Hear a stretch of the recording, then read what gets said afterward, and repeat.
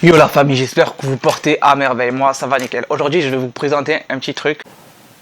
Ça, qu'est-ce que c'est que ça? Ceci, c'est un filtre polarisant. Il existe plusieurs types de filtres, des filtres polarisants, UV, ND, mais je vais te parler du filtre polarisant. Voilà, on va mettre à sa place. À quoi sert un filtre polarisant?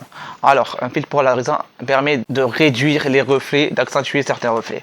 Par exemple, si tu fais une photo ou une vidéo sur une voiture, et que la caméra elle est en extérieur et que tu veux filmer et que là, le conducteur qui est dedans, tu vois le reflet du pare-brise, on le voit à l'œil qu'on peut pas. Et bien grâce au filtre, pouvoir voir l'intérieur de ta voiture en ayant la caméra en extérieur. Mais ce n'est pas que ça. Quand tu fais une photo d'un lac, tu pourras aussi un petit peu voir l'intérieur de l'eau. Tout dépend de comment tu as pris la photo, si tu es prêt, si tu n'es pas prêt. Ça permet vraiment d'accentuer, de réduire certains reflets. Voilà. Je vais te montrer deux photos que j'ai faites, une modifiée, une pas modifiée. Celle que j'ai fait pas modifiée, j'ai fait une petite erreur parce que je l'ai fait en plein soleil. D'habitude il faut être à contre-jour. Erreur, j'avoue, c'est une erreur, je sais pas. Mais j'adorais l'endroit, c'est pour ça que je l'ai fait sans modification. Ça donne ça. Tu vois un petit peu, c'est un petit peu sombre et tout ça, ça permet d'assombrir. Mais n'oublie pas, je suis en plein soleil, c'est pour ça que c'est un petit peu bizarre. Là, je vais te montrer quand j'ai modifié. Tac. Voilà, ça ressemble un petit peu à ça. Voilà. Là, je vais te montrer une autre modification là où j'étais à contre-jour. C'est un autre endroit avec un lac, pas modifié.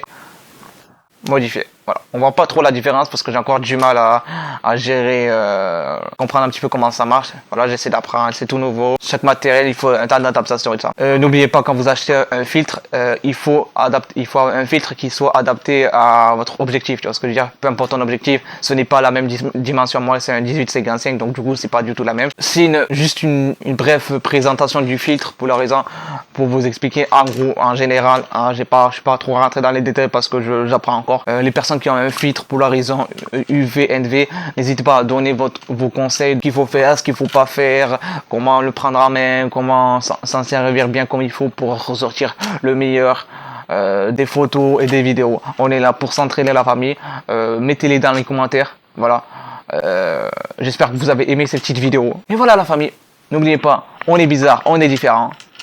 Et voilà la famille.